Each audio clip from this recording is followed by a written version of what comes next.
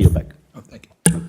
I understand Senator Whitehouse is available on the web. I am Senator Cardin. Thank you very much for recognizing me in my virtual capacity. I wanted to ask the witnesses about the grand corruption and the so-called wallets, the construction wallet, the energy wallet, and the tobacco wallet of Lukashenko in the context of two things that are happening with Congress. One is that we've changed the laws in the United States for shell corporations to require reporting of real owners, beneficial ownership, we call it.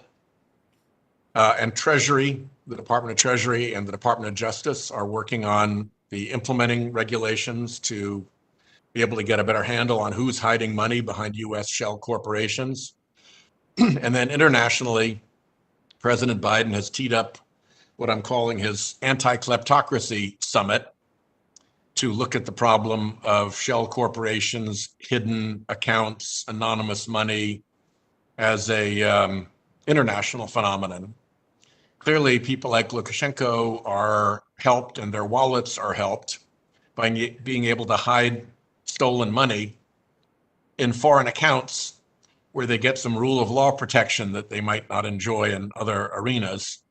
And I'm just wondering what lessons you would have us take from your experience of looking at what Lukashenko and his cronies have been up to as we develop those US shell corporation regulations and as we develop an agenda for the Biden kleptocracy, anti-kleptocracy, I should say, summit.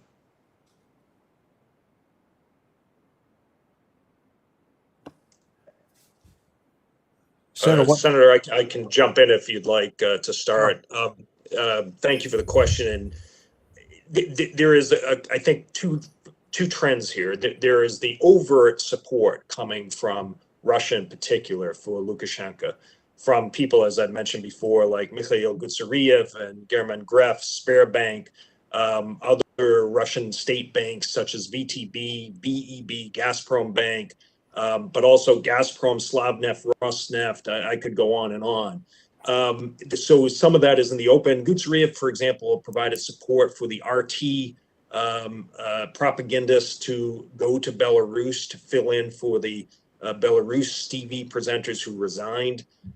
His son plays a prominent role there. So those are the ones that are more known. There's also the factor of the Middle East, and in particular with the Gulf, where there are financial ties between the Lukashenko regime and in particular the UAE and others. And I do think it's time to essentially issue an ultimatum to our friends there in the Gulf and say, you can either do business with Lukashenko or you can do business with us, but you can't do both. I think there is less in the way of Lukashenko regime assets in the United States, but the legislation you and others have been pushing forward, I think, is indispensable, whether it deals with the authoritarian regime in Belarus or Russia or anywhere else for that matter. It's also about cleaning up our own house and making sure we do not enable this kind of corrupt authoritarian behavior. So I really salute you and others who are pushing on this. Thank you.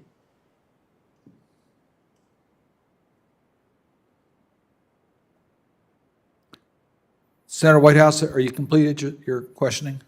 Oh, sorry.